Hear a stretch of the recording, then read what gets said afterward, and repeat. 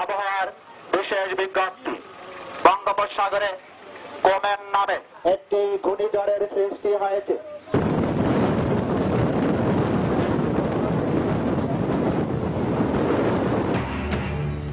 বঙ্গোপসাগরে ঘূর্ণিঝড় কোমেনের প্রভাবে কক্সবাজার ও চট্টগ্রামের 7 নম্বর বিপদ সংকেত, মংলা ও পায়রা বন্দরে 5 নম্বর, সেন্ট মার্টিন, ভোলা ও পটুয়াখালীতে 3 জনের মৃত্যু, উপকূলীয় নৌ রুটে সব ধরনের নৌ চলাচল বন্ধ।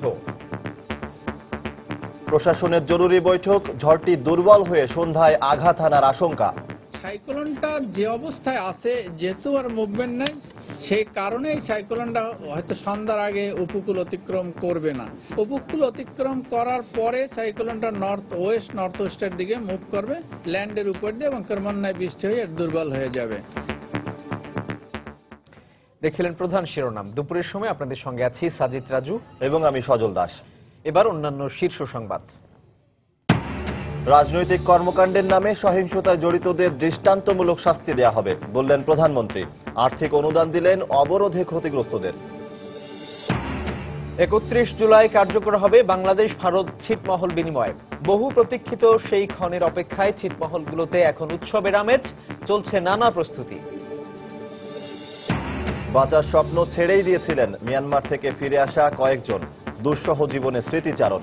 বৈরী আবহাওয়ার কারণে 159 বাংলাদেশিকে ফিরিয়ে আনা স্থগিত। প্রাকৃতিক বিপর্যয় সহ মানব সৃষ্ট প্রতিকূল পরিবেশের কারণে কমে যাচ্ছে সুন্দরবনের বাঘ। সরকারকে সমন্বিত উদ্যোগ নেওয়ার দাবিতে রাজধানীতে র্যালি। এবং মিরপুর টেস্টের প্রথম ইনিংসে দক্ষিণ আফ্রিকার বিপক্ষে ব্যাট করছে বাংলাদেশ। চাপ সামলে মুশফিক মাহমুদুল্লাহর ব্যাটে এগিয়ে যাচ্ছে টাইগাররা।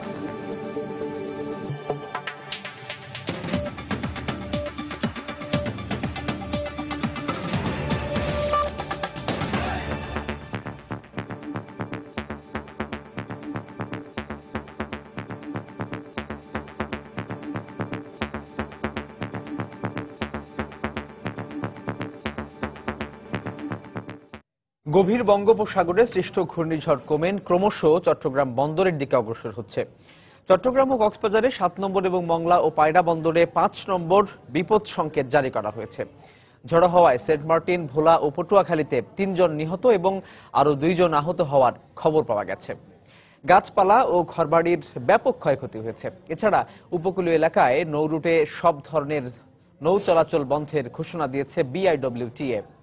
আমাদের ব্যুরো প্রতিবেদক ও জেলা প্রতিনিধিদের পাঠানো তথ্য ও ছবি নিয়ে ডেস্ক রিপোর্ট। সময় যত গড়াচ্ছে একটার পর একটা ঢেউয়ের উচ্চতা বাড়ছে আশঙ্কাজনকভাবে। বিশাল বিশাল ঢেউগুলো আছড়ে পড়ছে সমুদ্র সৈকতে। সন্ধ্যার পরে ঘূর্ণিঝড় কোমেন আঘাত হানার কথা থাকলেও খেপুপাড়া আবহাওয়া অফিস থেকে জানানো হয়েছে সকাল থেকেই উপকূলীয় এলাকা কুয়াকাটায় দমকা হাওয়া সহ বৃষ্টি শুরু হয়েছে। এদিকে মৎস্য বন্দরে ফিরিয়ে আনা হয়েছে সাগরে থাকা সব মাছ ধরার ট্রলার। নিরাপদ স্থানে সরে যেতে বলা হয়েছে উপকূলীয় এলাকার মানুষদের।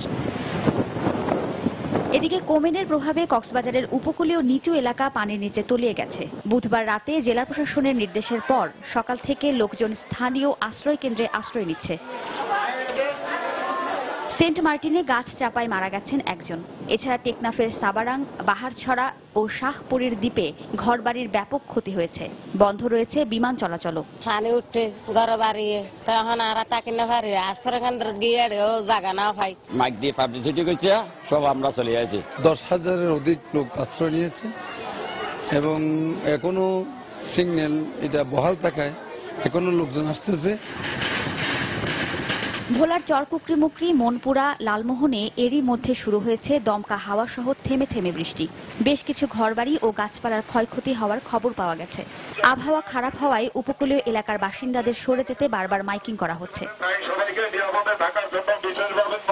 উদ্ধার তৎপরতার জন্য আমরা রেস্কিউ বোটগুলো সচল রেখেছি এবং আমরা কিছু শুকনো খাবারের ব্যবস্থা রেখেছি উপজেলা পর্যায়ে এবং জেলা পর্যায়ে। কোমেনের প্রভাবে সকাল থেকে মুষলধারে বৃষ্টি হচ্ছে চট্টগ্রামে। এতে বন্দরে 3 নম্বর রেড অ্যালার্টের কারণে জেটি থেকে পণ্য খালাস সহ সব ধরনের কার্যক্রম বন্ধ রাখা হয়েছে। কর্ণফুলী নদীর ঘাটে থাকা লাইটারেজ জাহাজগুলো তৃতীয় কর্ণফুলী সেতু এলাকায় সরিয়ে নেওয়া হয়েছে। বন্দরে প্রাকৃতিক দুর্যোগের কারণে ডেলিভারি বন্ধ ঘোষণা করা হয়েছে। তাই কারণে আমদানিকারকে মালামালগুলো নির্দিষ্ট টাইমে পৌঁছানো সম্ভব হচ্ছে না।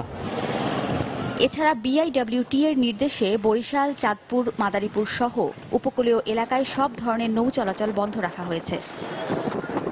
ওয়াহিদা স্বপ্না, সময় সংবাদ। এদিকে ঘূর্ণিঝড় কোমেনের অবস্থান বর্তমানে স্থির থাকায় সন্ধ্যার দিকে কিছুটা দুর্বল হয়ে উপকূল অতিক্রম করতে পারে বলে জানিয়েছে আবহাওয়া অধিদপ্তর। দুপুরে আগারগাঁও আবহাওয়া অধিদপ্তরে সংবাদ সম্মেলনে কথা জানান অধিদপ্তরের পরিচালক শাহ আলম। স্থির অবস্থায় অবস্থান করছে। সকাল 9টায় যেখানে ছিল এখনো সেই এলাকায় আছে, সাইক্লোনের কোনো মুভমেন্ট নেই এবং উপকূলীয় অনেক দ্বীপ অঞ্চলে অনেক বৃষ্টি হচ্ছে। সাইক্লোনটা এভাবেই অবস্থান করছে। সাইক্লোনটা যে অবস্থায় আছে যেহেতু আর মুভমেন্ট নেই, সেই কারণে এই সাইক্লোনটা হয়তো সন্ধ্যার আগে উপকূল অতিক্রম করবে না। উপকূল অতিক্রম করার পরে সাইক্লোনটা নর্থ ওয়েস্টের দিকে মুভ করবে, ল্যান্ডের উপর দিয়ে, এবং ক্রমান্বয়ে বৃষ্টি হয়ে দুর্বল হয়ে যাবে। দর্শক, এই মুহূর্তে কক্সবাজার সমুদ্র সৈকতের লাবণী পয়েন্টে আছেন আমাদের সহকর্মী কমল দে এবং চট্টগ্রাম বন্দরে আছেন আমাদের আরেক সহকর্মী হাজেরা শিউলি। ঘূর্ণিঝড় কোমেনের সবশেষ খবর জানতে আমরা চলে যাচ্ছি তাদের কাছে। আমরা প্রথমে যাচ্ছি কমলদের কাছে। কমল,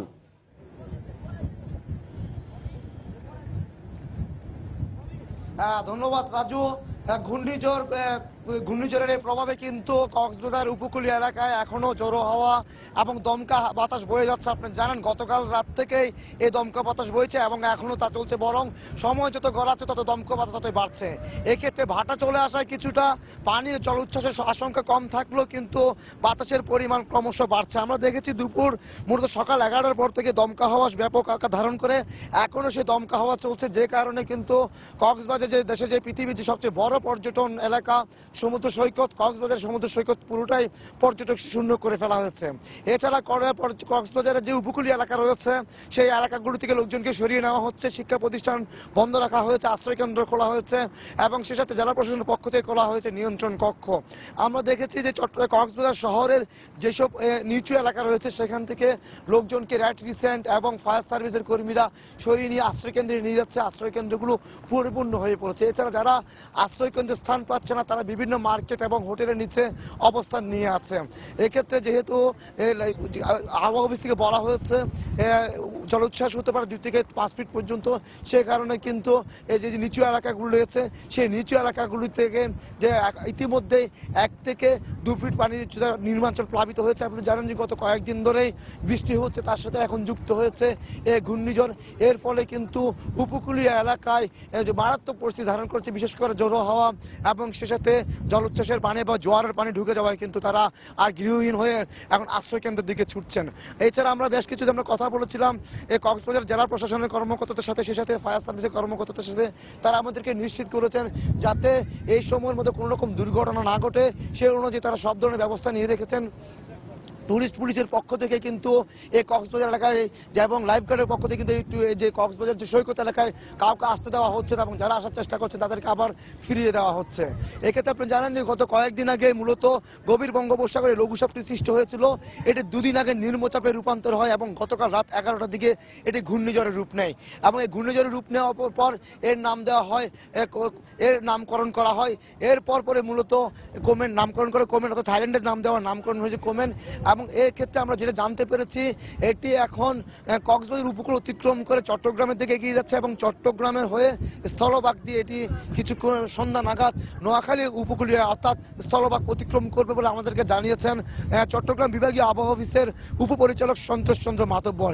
তিনি আমাদেরকে যেটি জানিয়েছেন, তিনি বলেছেন এটি ক্রমশ দুর্বল হয়ে যেতে পারে, দুর্বল হয়ে এটি স্থলভাগ অতিক্রম করবে। তবে এক্ষেত্রে যেহেতু ভাটার সময় এটি স্থলভাগ অতিক্রম করার কথা, সে কারণে হয়তো জলোচ্ছ্বাসের পরিমাণ তুলনামূলক কম হতে পারে।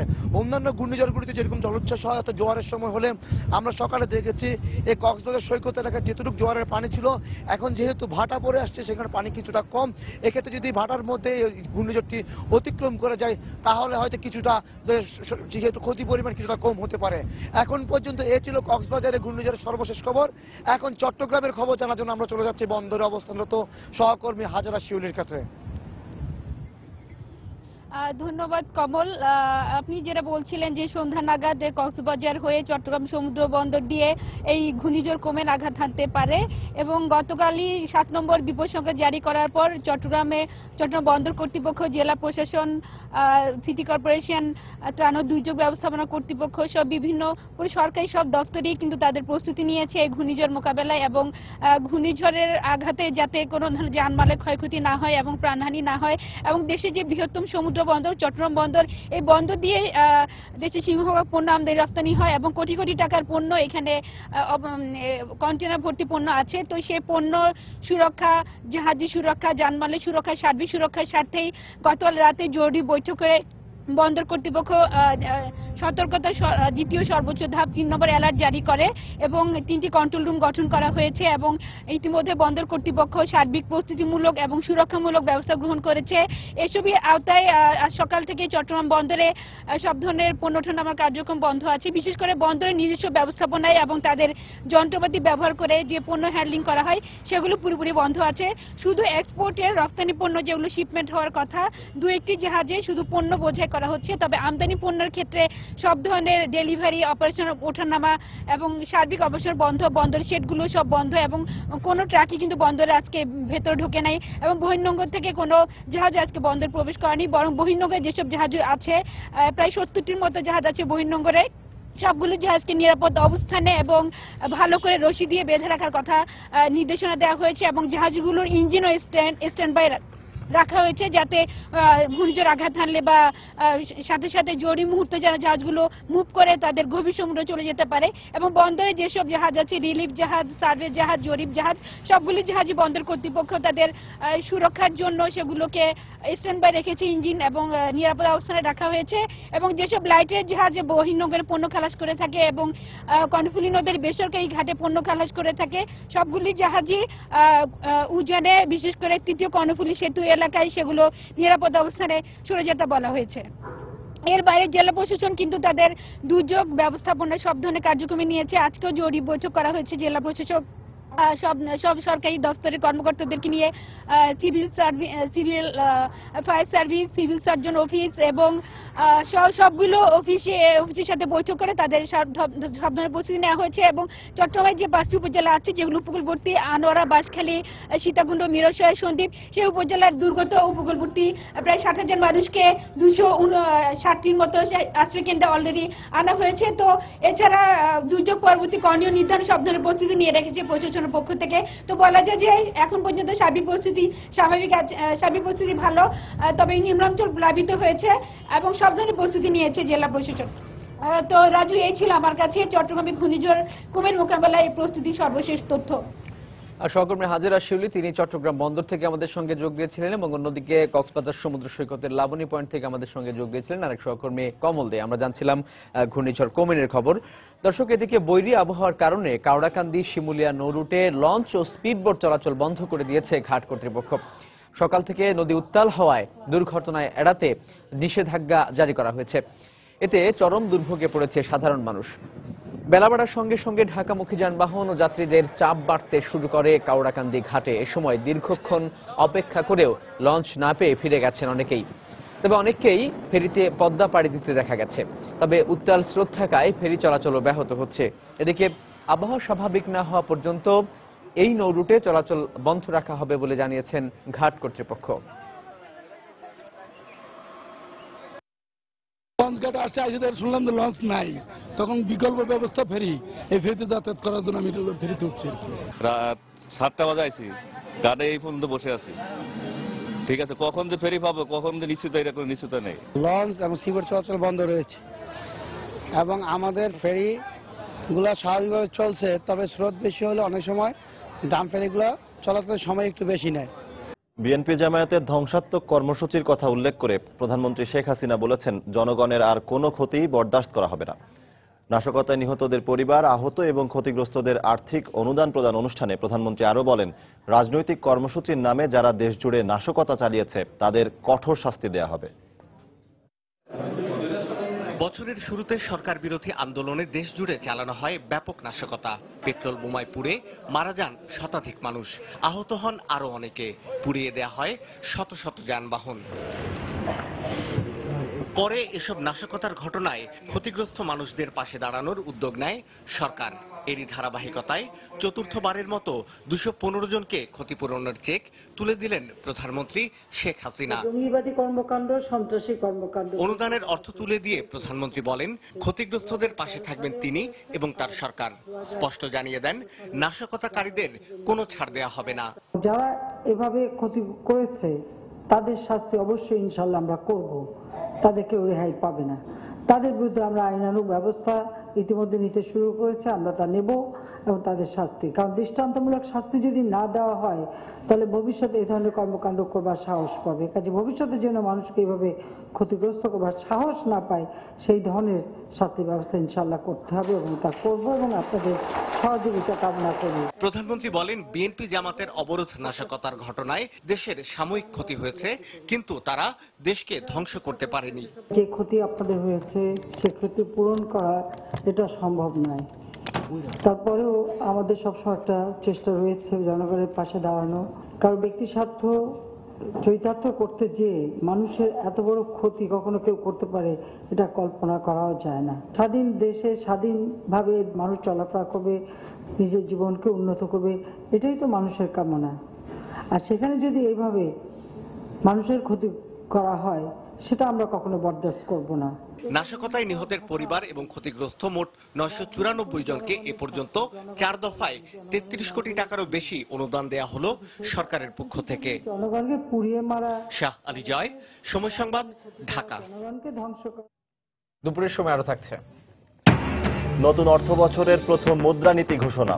বেসরকারি খাতে ঋণ প্রবৃদ্ধির লক্ষ্যমাত্রা 15%ই থাকছে।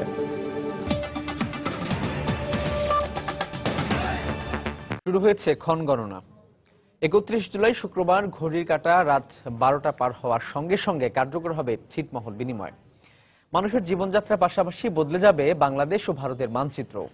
আর থাকবে না ছিটমহল নামে কোনো জনপদ। বহু প্রতীক্ষিত সেই দিন, সেই ক্ষণের অপেক্ষায় ছিটমহলগুলোতে এখন বিরাজ করছে উৎসবের আমেজ। ঐতিহাসিক এই মুহূর্তকে স্মরণীয় করে রাখতে চলছে নানা প্রস্তুতি। কুড়িগ্রাম জেলা প্রতিনিধি মোমিনুল ইসলাম মঞ্জুর তথ্য ও রবিউল ইসলামের ছবি নিয়ে ডেস্ক রিপোর্ট। 1974 সালের মুজিব ইন্দিরা চুক্তি এবং 2011 সালে শেখ হাসিনা মনমোহনের মধ্যে স্বাক্ষরিত প্রোটোকল অনুযায়ী শুক্রবার রাত 12টার পর থেকে বাংলাদেশের অভ্যন্তরে ভারতের 111টি ছিটমহল বাংলাদেশের এবং ভারতের অভ্যন্তরে অবস্থিত বাংলাদেশের 51টি ছিটমহল ভারতের অন্তর্ভুক্ত হবে। ফলে দীর্ঘ 68 বছরের অবরুদ্ধ আর অমানবিক দুঃসহ জীবন থেকে মুক্তি পাবেন দু দেশের 162টি ছিটমহলের অর্ধলক্ষাধিক মানুষ। শৃঙ্খল মুক্তি এবং বাংলাদেশের নাগরিকত্ব পাওয়ার দিনক্ষণ সমাগত হওয়ায় দারুণ উচ্ছ্বসিত কুড়িগ্রামের ফুলবাড়ী উপজেলায় অবস্থিত দাসিয়ার ছড়া ছিটমহলের অধিবাসীরা। আমরা বাংলাদেশী হয়ে যাচ্ছি, তাই আমরা খুশিতে খুব আনন্দ। চারদিকে সুযোগ সুবিধা পাবো বলে আমরা খুব খুশি। আমরা এখন বাংলাদেশে হইলাম, খুব খুশি হয়েছি, খুব আনন্দ হয়েছি। অন্ধকারে ছিলাম, এখন আমরা আলো পাইছি। এদিকে ছিটমহল বিনিময়ের ঐতিহাসিক দিনক্ষণকে স্মরণীয় করে রাখতে ভারত বাংলাদেশ ছিটমহল বিনিময় সমন্বয় কমিটি বাংলাদেশ ইউনিট বিভিন্ন কর্মসূচি গ্রহণ করেছে। এই দিনটাকে স্মরণ রাখার জন্য ব্যাপক প্রস্তুতি গ্রহণ করেছি, যাতে আমরা এই দিনটাকে স্মরণ রাখতে পারি। ইতিহাস সৃষ্টিকারী একটা নতুন রেকর্ড সৃষ্টি করার জন্য 111টি ছিটমহলের মানুষ আমরা আনন্দ উল্লাসের প্রস্তুতি নিয়েছি। লাঠি খেলা সহ জারি সারি পল্লী গান আমাদের এই ছিটমহলের মানুষের আনন্দ উল্লাস পালন করার জন্য আমরা সিদ্ধান্ত গ্রহণ করেছি। 2015 সালের জনগণনা হালনাগাদের পর বাংলাদেশের অভ্যন্তরে অবস্থিত 111টি ছিটমহলের জনসংখ্যা 41,449 জন। এর মধ্যে 979 জন ভারতের নাগরিকত্ব বহাল রেখে সে দেশে যাওয়ার ইচ্ছার কথা জানিয়েছেন। অন্যদিকে ভারতের অভ্যন্তরে অবস্থিত 51টি ছিটমহলের জনসংখ্যা 14,854 জন।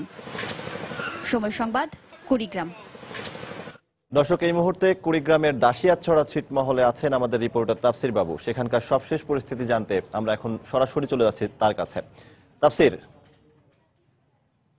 হ্যাঁ, সজল আসলে দেশের দক্ষিণ অঞ্চলে কিংবা ওইদিকে আসলে আজকে ঝড় বৃষ্টি অনেক কিছু ঘটছে, তবে আমরা এখন রয়েছি উত্তরাঞ্চলে কুড়িগ্রাম এলাকায়। এখানে কিন্তু একেবারে মরুভূমির মতো একটা গরম পড়েছে। তো এর মধ্যেই আসলে কালকে যে ঐতিহাসিক ঘটনাটি ঘটবে সেটির জন্য উদযাপনের যাবতীয় প্রস্তুতি শুরু হয়েছে। এখানে আপনারা দেখতে পাবেন যে একটি মঞ্চ বানানো হচ্ছে। আমরা এখন রয়েছি কুড়িগ্রামের দাসিয়ার ছড়া যে ছিটমহলটি, সেটি সারা বাংলাদেশে সবচেয়ে বড় যে ছিটমহলগুলো রয়েছে সেটির মধ্যেই দাসিয়ার ছড়া হচ্ছে দ্বিতীয়। তো এখানে আসলে বাংলাদেশের যে মূল অনুষ্ঠানটি হবে, ছিটমহল বিনিময়ের যে উৎসবগুলো হবে তার বিজয় মঞ্চটি এখানেই তৈরি করা হচ্ছে এবং আজকে রাতের মধ্যে এই মঞ্চটি তৈরি করা সম্পূর্ণ হবে এবং কালকে থেকে এখানে আসলে উৎসবের যে উপলক্ষ যেসব আয়োজন এখানে ছিটমহল সমন্বয় কমিটি করেছে সেই উৎসবগুলো শুরু হবে। তো একটি বিষয় বলে রাখি যে এই কুড়িগ্রামে মোট 12টি ছিটমহল রয়েছে। তো সেখান থেকে কিন্তু 317 জন ভারতে যাওয়ার জন্য ইচ্ছা পোষণ করেছেন এবং সারা দেশের 111টি ছিটমহলের যদি হিসেব করি, আমরা যে হিসেবটি পাচ্ছি এখানকার নেতারা যেটি জানিয়েছেন যে 979 জন তারা আসলে ভারতে চলে যাওয়ার ইচ্ছা পোষণ করেছেন। তো আসলে 31 তারিখ রাত 12টার পরেই আনুষ্ঠানিকভাবে এই যে ছিটমহলগুলো বাংলাদেশের মধ্যে যেসব ভারতের ছিটমহল রয়েছে এই ছিটমহলগুলো বাংলাদেশের মধ্যে অন্তর্ভুক্ত হয়ে যাবে এবং একইভাবে ভারতের মধ্যে বাংলাদেশে যে 51টি ছিটমহল রয়েছে সেই 51টি ছিটমহল ভারতের মধ্যে অন্তর্গত হয়ে যাবে। তো এরপরেই আসলে এখানকার মানুষজন বাংলাদেশের অধিবাসী হিসেবে চিহ্নিত হবেন এবং ভারতের মানুষরা ভারতের অধিবাসী হিসেবে চিহ্নিত হবেন। তো যারা আসলে ভারতে যাওয়ার জন্য ইচ্ছা পোষণ করেছেন 979 জন তারা ভারতের নাগরিকত্ব পাবেন এবং এখানকার যারা কর্মকর্তা রয়েছেন এবং ছিটমহল বিনিময় কমিটির নেতারা রয়েছেন তাদেরকে আমরা জিজ্ঞেস করেছি কি কি অনুষ্ঠান হবে। তারা আমাদেরকে জানিয়েছেন যে কালকে দুপুর থেকে মূলত তাদের অনুষ্ঠানগুলো শুরু হচ্ছে এবং সেখানে দুপুরের পরেই তারা প্রথম যে অনুষ্ঠানটি করবেন সেটি হচ্ছে মসজিদে মুসলমানরা প্রার্থনা করবেন যে 68 বছরে তাদের যে অপেক্ষার অবসান ঘটছে সেই জন্য তারা সৃষ্টিকর্তার কাছে কৃতজ্ঞতা জ্ঞাপন করবেন এবং মন্দিরেও এরকম অনুষ্ঠান হবে এবং এরপরে লাঠি খেলা, নৌকাবাইজ এবং রাত 12টায় তারা 12টা 1 মিনিটে তারা 68টি মোমবাতি প্রজ্বলনের মাধ্যমে অনুষ্ঠান শুরু করবেন। তো এই ছিল দাসিয়ার ছড়া থেকে সর্বশেষ খবর। সজল। স্বচ্ছতার সঙ্গে কাজ শেষ করতে জেলা প্রশাসকদের নির্দেশ দিলেন তথ্যমন্ত্রী হাসানুল হক ইনু। সকালে সচিবালয়ে তৃতীয় দিনের জেলা প্রশাসক সম্মেলনের বৈঠক শেষে মন্ত্রী সাংবাদিকদের সঙ্গে কথা বলেন। এ সময় গণমাধ্যমের বক্তব্যকে প্রাধান্য দিয়ে জেলা প্রশাসকদের কার্য পরিচালনারও আহ্বান জানান তিনি। অতীতে যেরকম নির্বাহী বিভাগ, আইন বিভাগ এবং বিচার বিভাগ, এই 3 বিভাগের মধ্য দিয়ে রাষ্ট্র পরিচালিত হতো, এখন গণমাধ্যম রাষ্ট্রের চতুর্থ স্তম্ভ হিসাবে আত্মপ্রকাশ করার পরে প্রশাসনকে এবং জেলা প্রশাসকদেরকে এই গণমাধ্যমের সঙ্গে খাপ খাইয়ে চলতে হবে। সেজন্য প্রশাসনকে গণমাধ্যম বান্ধব হতে হবে। দুর্যোগপূর্ণ আবহাওয়ার কারণে মিয়ানমারের জলসীমা থেকে উদ্ধার হওয়া অভিবাসীদের মধ্যে 159 জন বাংলাদেশিকে ফিরিয়ে আনা স্থগিত করা হয়েছে। সকাল 8:30টার দিকে বিজিবি 17 ব্যাটালিয়নের অধিনায়ক লেফটেন্যান্ট কর্নেল রবিউল ইসলাম রবি বিষয়টি নিশ্চিত করেন। বঙ্গোপসাগরে সৃষ্ট ঘূর্ণিঝড়ের কারণে চট্টগ্রাম ও কক্সবাজারে 7 নম্বর বিপদ সংকেত জারির পরে এ সিদ্ধান্ত নেওয়া হয়েছে বলে জানান তিনি। তবে পরবর্তীতে কবে 159 জনকে ফিরিয়ে আনা হবে তা নিশ্চিত করতে পারেনি বিজিবি। গত 21 মে প্রথম দফায় মিয়ানমারের জলসীমা থেকে সাগরে ভাসমান অবস্থায় উদ্ধার হওয়া 208 জন অভিবাসীর মধ্যে 150 জনকে বাংলাদেশি হিসেবে শনাক্ত করে ফেরত আনা হয়। এরপর 19 জন দ্বিতীয় দফায় আনা হয় আরও 37 জনকে। এছাড়া গত 29 মে মিয়ানমারের নৌবাহিনী আরও 727 জন অভিবাসীকে উদ্ধার করে। এদের মধ্যে গত 23 জুলাই 155 জন বাংলাদেশিকে ফেরত আনা হয়। পরে আরও 159 জন বাংলাদেশি হিসেবে শনাক্ত হওয়ায় তাদের আজ দেশে ফিরিয়ে আনার কথা ছিল।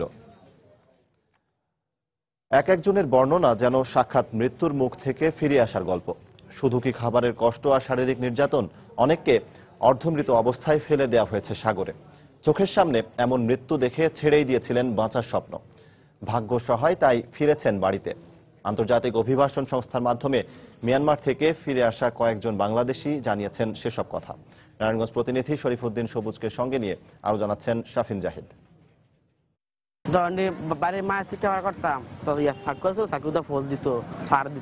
এমন লোমহর্ষক শারীরিক নির্যাতনের কথা জানাচ্ছিলেন 16 বছর বয়সী পারভেজ। পরিবারে বাবা মা বেঁচে না থাকায় ছোট ভাইটার জন্য স্বপ্ন দেখেছিলেন বড় কিছু করার, কিন্তু ভাগ্য ছিল না তার পক্ষে। গত 24 জুলাই সাগর থেকে উদ্ধার হয়ে বাড়ি ফেরা 9 শিশুর মধ্যে 5 জনই নারায়ণগঞ্জের নৈকাহন গ্রামের বাসিন্দা। তাদের মধ্যে মোশাররফ পরিবারের ছোট সন্তান। গ্রামের অনেকেই বিদেশ গিয়ে ভালো উপার্জন করছেন, এমন গল্প শুনেই স্বপ্ন বোনেন সেও।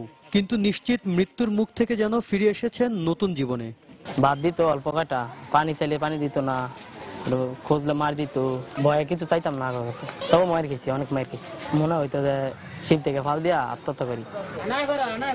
দালাল চক্রের প্রলোভনে একই পথে পা বাড়িয়েছিলেন মাইনুদ্দিন, আজিজুল, জাইদুল ও রয়েল। তারাও বললেন সাগর থেকে উদ্ধার হবার আগ পর্যন্ত চলা বর্বর ও অমানসিক নির্যাতনের বাস্তব অভিজ্ঞতার কথা। আওলা সাইজ দিছে, কাঁচা খাইয়া পানি খাইছি।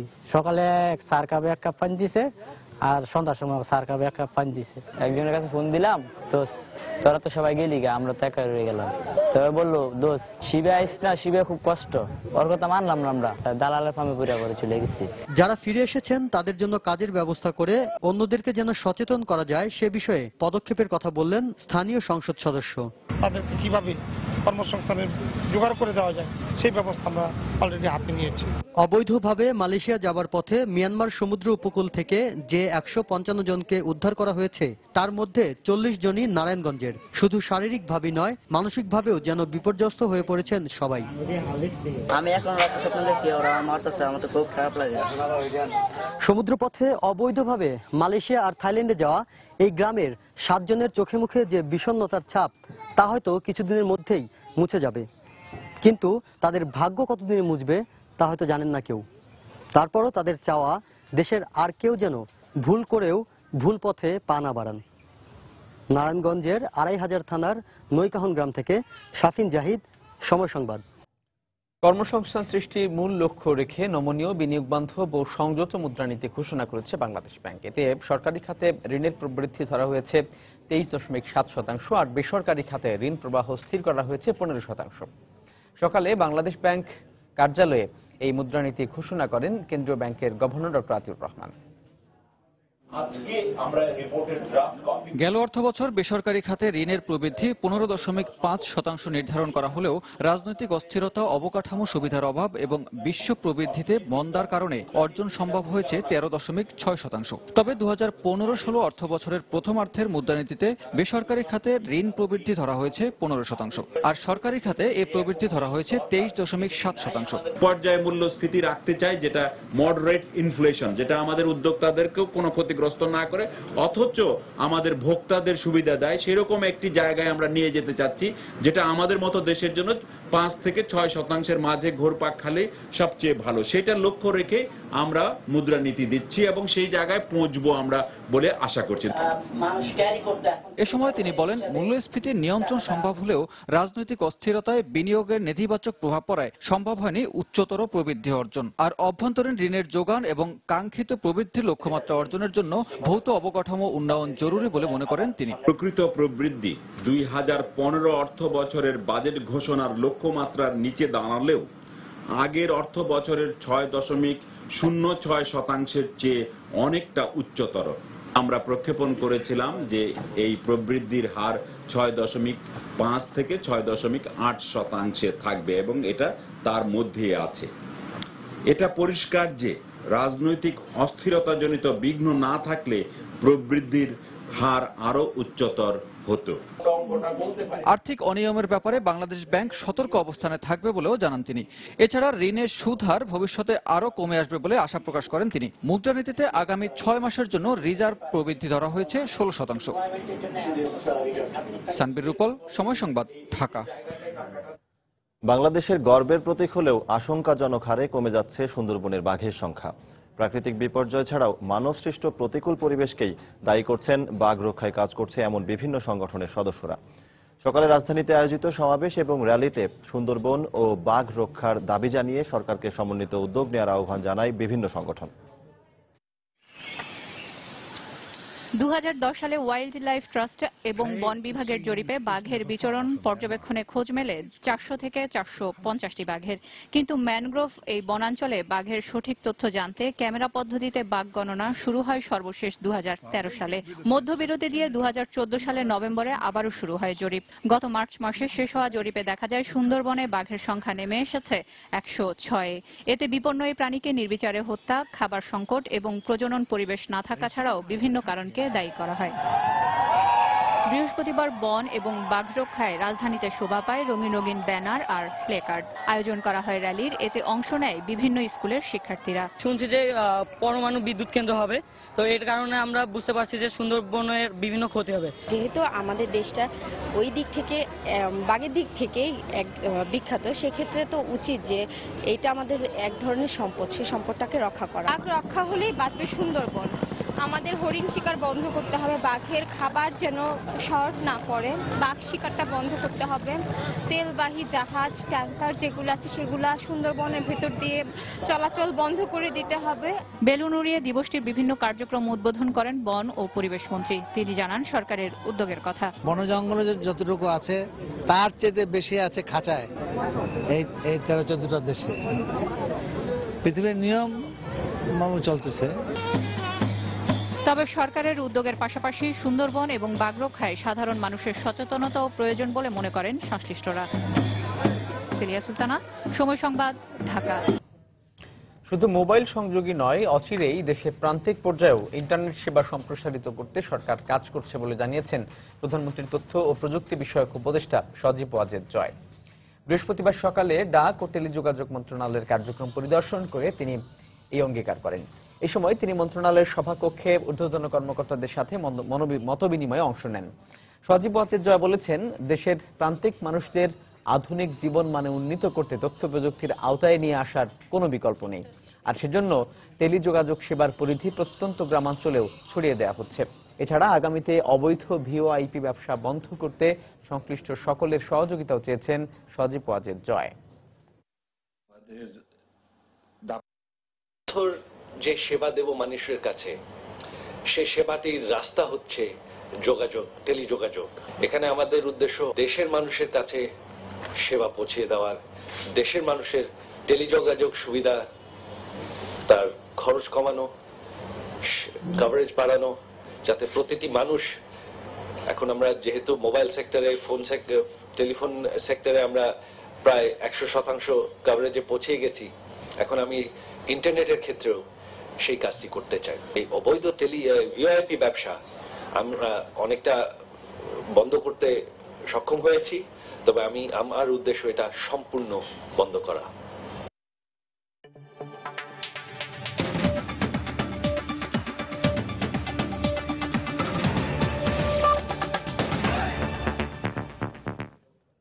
ভারতের সাবেক রাষ্ট্রপতি ও বিশিষ্ট পরমাণু বিজ্ঞানী এপিজে আব্দুল কালামের দাফন সম্পন্ন হয়েছে। এর আগে রাষ্ট্রীয় মর্যাদায় তার জন্মস্থান তামিলনাড়ুর রামেশ্বরমে নামাজে জানাজা অনুষ্ঠিত হয়। প্রধানমন্ত্রী নরেন্দ্র মোদী এবং কংগ্রেসের ভাইস প্রেসিডেন্ট রাহুল গান্ধীও তার অন্ত্যেষ্টিক্রিয়া অনুষ্ঠানে যোগ দেন। সাবেক রাষ্ট্রপতিকে শেষবারের মতো শ্রদ্ধা জানাতে ভারতীয় লোকসভার সদস্য, 3 বাহিনী প্রধানরা ছাড়াও রামেশ্বরমে উপস্থিত ছিলেন সর্বস্তরের মানুষ। নরেন্দ্র মোদীর পর একে একে সবাই ফুল দিয়ে শ্রদ্ধা জানান সাবেক রাষ্ট্রপতিকে। গত সোমবার মেঘালয় রাজ্যের শিলং ইন্ডিয়ান ইনস্টিটিউট অব ম্যানেজমেন্টের একটি অনুষ্ঠানে বক্তৃতা দেওয়ার সময় হঠাৎ অচেতন হয়ে পড়েন ভারতের সাবেক রাষ্ট্রপতি। হাসপাতালে নেওয়ার পর নিবিড় পর্যবেক্ষণে থাকা অবস্থায় শেষ নিঃশ্বাস ত্যাগ করেন তিনি। 2002 থেকে 2007 সাল পর্যন্ত ভারতের 11তম রাষ্ট্রপতির দায়িত্ব পালন করেন এপিজে আব্দুল কালাম।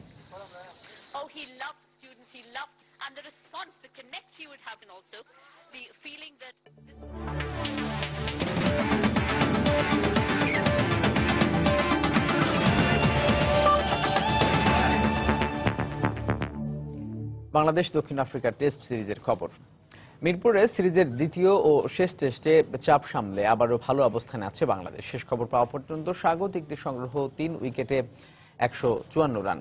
দুদলই একাদশে একটি করে পরিবর্তন এনে মাঠে নেমেছে। টস জিতে ব্যাট করতে নামা বাংলাদেশের শুরুটা ভালো হয়নি। ব্যক্তিগত 6 রানে তামিম ইকবাল একবার জীবন পেলেও সুযোগটা কাজে লাগাতে পারেননি। দের স্টেইনের 400তম শিকার হয়ে তামিম আউট হন দলীয় 12 রানে। এরপর বেশ দেখে শুনে খেলতে থাকেন ইমরুল কায়েস ও মুমিনুল হক। লাঞ্চের আগ পর্যন্ত এই দুজনের ব্যাটে ভালোভাবে এগোতে থাকে স্বাগতিকরা। তবে বিরতির পরপরই সফরকারীদের জোড়া সাফল্য এনে দেন part time spinner JP Duminy.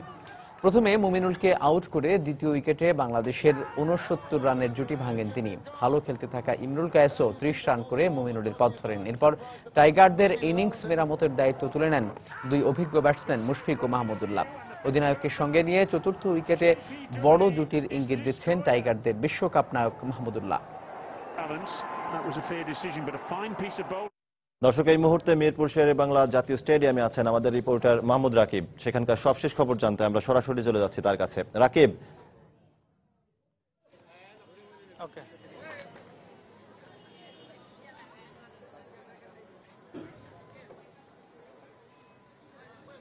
সজল, আপনি জানেন যে দ্বিতীয় সেশন শেষে কিন্তু এইমাত্র বাংলাদেশ তৃতীয় সেশনে ব্যাটিংয়ে নেমেছে। এই মুহূর্তে ব্যাটিংয়ে কিন্তু বাংলাদেশ অধিনায়ক মুশফিকুর রহিম এবং মাহমুদুল্লাহ রিয়াদ রয়েছেন। যতটুকু সবশেষ জানা অবস্থায় 158 রান, বাংলাদেশ 3 উইকেট। এবং এখন যে ব্যাটিংয়ে মুশফিক এবং রিয়াদ রয়েছেন, তারা যদি বেশ কিছুক্ষণ ধরে বিশেষ করে আজকে দিনটি পার করতে পারে, তাহলে কিন্তু সেটি বাংলাদেশের জন্য ভালো একটি দিন পার হয়ে বলা যায়। যদি বাংলাদেশ আজ 3 উইকেটে এই দিনটি শেষ করতে পারে এবং ভালো একটি স্কোর করতে পারে, সেটা কিন্তু বাংলাদেশের জন্য ভালো। আমি যদি আপনাকে আরেকটু দেখাই যে এখনো কিন্তু দর্শকরা থেমে থেমে আসলে মাঠে খেলা দেখতে প্রবেশ করছেন। এবং দিনের আপনারা জানেন সকাল থেকে কিন্তু দর্শকরা ছিল না, এখন কিন্তু যতই দিন গড়িয়েছে দর্শক কিন্তু আস্তে আস্তে বেড়েছে। অনেক দর্শক কিন্তু আমরা দেখেছি মাঠে প্রবেশ করছেন। আরেকটি বিষয় যে দুপুর 12টা পর্যন্ত কিন্তু সাধারণ যারা স্কুলের ছাত্রছাত্রী বা ছাত্রছাত্রী রয়েছে স্কুল, কলেজ, ইউনিভার্সিটি, তাদের কিন্তু উন্মুক্ত হয়ে প্রবেশ করানো হয়েছে। এরপরে কিন্তু ছাত্রছাত্রীদের যে টিকিট ছাড়া প্রবেশ করা, তা কিন্তু বন্ধ করে দেওয়া হয়েছে। এবং তারপর কিন্তু আমরা দেখেছি যে আসলে ছাত্রছাত্রীরা কিন্তু আসলে ঢুকতে না পেরে, টিকিট ছাড়া ঢুকতে না পেরে তারা কিন্তু বিক্ষোভ করছেন। এখনো আমার আমি যদি সামনে দেখাই, অনেক ছাত্রছাত্রীরা রয়েছে, তারা কিন্তু মাঠে প্রবেশ করতে না পেরে তারা কিন্তু কিছুটা বিক্ষুব্ধ আচরণ করছেন। এবং আইন শৃঙ্খলা রক্ষকের বাহিনী কিন্তু তাদেরকে বারবার আসলে নিবৃত্ত করার চেষ্টা করে যাচ্ছে। কিন্তু আসলে তারা যে বাংলাদেশের খেলাকে কতটা ভালোবাসে, বাংলাদেশের টাইগারদের খেলা দেখতে তারা কতটা আগ্রহী, তা কিন্তু তাদের এই আচরণ দেখেই খুব সহজেই অনুমেয়। তারা কিন্তু যে কোনো মূল্যে চাচ্ছেন যে, যেহেতু তারা বলছেন তাদের যুক্তি যেটা, যেহেতু ছাত্রছাত্রীদেরকে টিকিট ছাড়া ঢুকতে দেওয়া হয়েছে, তাহলে তাদেরকে কেন প্রবেশ করতে দেওয়া হবে না, তারা এটাই বলতে যাচ্ছেন। তো বুঝতেই পারছেন যে আসলে সাধারণ যারা বিভিন্ন স্কুল কলেজের ছাত্রছাত্রী রয়েছে, তারা শেষ মুহূর্তে হলেও তারা বলছেন যে যেহেতু আরো এক সেশন রয়েছে, তারা কিন্তু এই সেশন তারা মাঠে গ্যালারিতে বসে খেলা দেখতে চান। তো এই ছিল দর্শকদের অবস্থা। আর খেলার অবস্থা আমি যদি বলছিলাম যে আজকের দিনটি যদি মুশফিক এবং রিয়াদ তারা উইকেটে থেকে তারা যদি আজকে দিনটি শেষ করতে পারে, সেটা কিন্তু বাংলাদেশের জন্য একটি ভালো আসলে এন্ডিং হবে আজকে প্রথম দিনের মতো। কারণ আপনি জানেন যে সকালে কিন্তু তামিম খুব অল্প রান করে আউট হয়ে গেলেও কিন্তু মুমিনুল এবং ইমরুলের কাজ কিন্তু ভালো একটি ভিত গড়লো। তারা কিন্তু লাঞ্চের পর দুজন আউট হয়ে গিয়েছে। এবং তারপরেই কিন্তু আসলে এখন পর্যন্ত বাংলাদেশের অভিজ্ঞ ব্যাটসম্যান মুশফিক এবং রিয়াদ ব্যাটিং করে যাচ্ছে। এর বাইরে আরো রয়েছে নাসির, রয়েছে সাকিব আল হাসান রয়েছে। তো দেখা যাক আজকের দিনটি বাংলাদেশ আরো কতটা ভালোভাবে শেষ করতে পারে। এবং এই টেস্টে দর্শকদের যে প্রত্যাশা, চট্টগ্রাম টেস্ট ড্র হলো, ঢাকা টেস্টে জয়ের যে প্রত্যাশা দর্শকরা করছে, তা বাংলাদেশের টাইগাররা কতটুকু পূরণ করতে পারে, তা আসলে দিন শেষ হলে বোঝা যাবে। তো এই ছিল সবশেষ অবস্থা। সজল। দর্শক, মিরপুরের শেরে বাংলা জাতীয় স্টেডিয়াম থেকে আমাদের সাথে যোগ দিয়েছিলেন সহকর্মী মাহবুব রাকিব। তিনি যেমনটি জানাচ্ছিলেন বাংলাদেশ এবং দক্ষিণ আফ্রিকা ম্যাচের খবর। দুপুরের সময় এ পর্যায়ে শীর্ষ সংবাদ জানিয়ে দিচ্ছি আরো একবার। ঘূর্ণিঝড় কোমেনের প্রভাবে উপকূলীয় অঞ্চলে প্রবল ঝড়ো হাওয়া, গাছ চাপায় 3 জনের মৃত্যু। কক্সবাজার ও চট্টগ্রামে 7 নম্বর বিপদ সংকেত, দুর্বল হয়ে সন্ধ্যায় আঘাত হানার আশঙ্কা।